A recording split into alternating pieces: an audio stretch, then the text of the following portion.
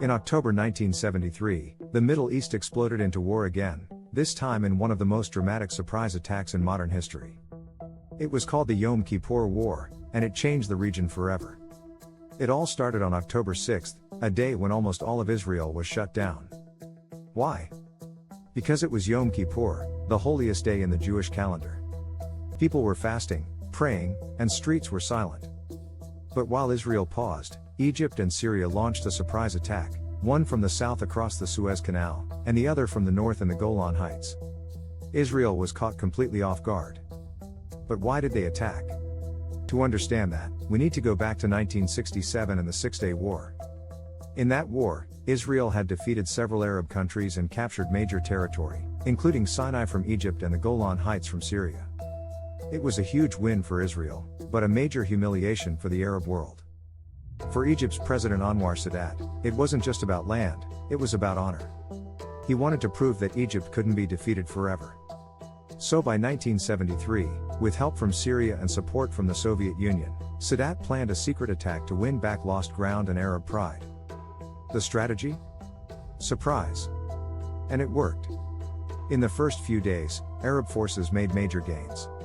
Egyptian troops crossed the Suez Canal using inflatable boats and temporary bridges.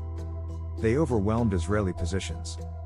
Syrian tanks pushed into the Golan Heights, moving closer to Israeli towns. Israel was stunned, and the world watched in disbelief. But Israel didn't stay down for long. With emergency military aid from the United States, including planes, tanks, and ammo flown in non-stop, Israel regrouped quickly.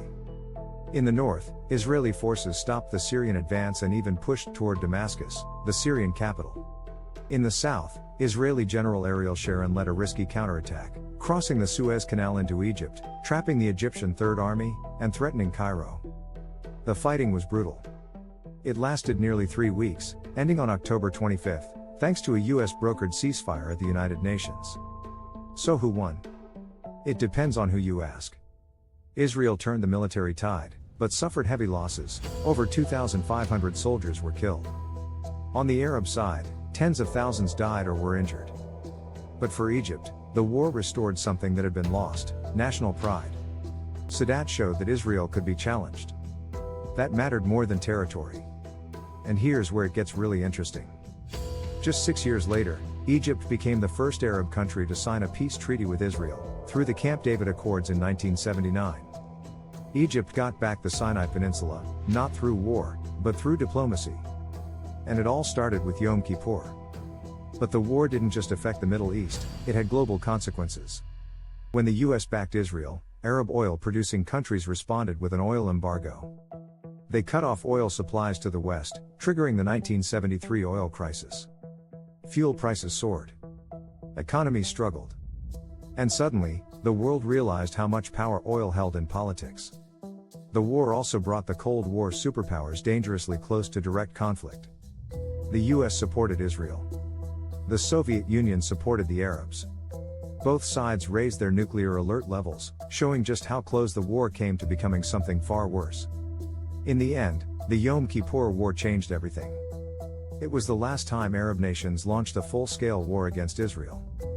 After that, diplomacy slowly took center stage, with all its flaws and setbacks. The battlefield still mattered, but so did the negotiating table. It was a war of surprise, of strategy, of loss, and of hard lessons. And maybe, more than anything, it proved that peace, while difficult, was the only real path forward.